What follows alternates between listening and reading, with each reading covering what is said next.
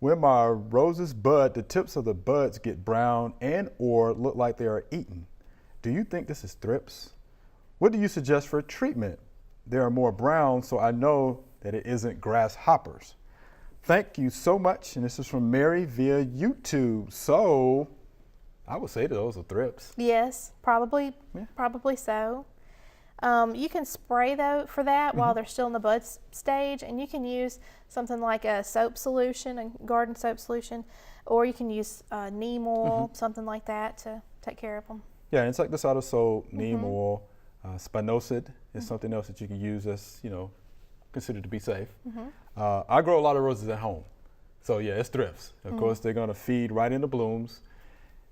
And the feeding, they make the blooms look distorted, they look discolored.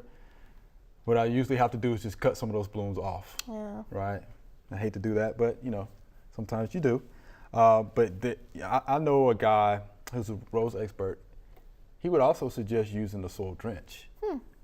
Imidacloprid is what you can use as well, if you want to go that route. But some of the ones we just mentioned, the insecticidal soaps work, of course. Neem oil works, and spinosad works as well.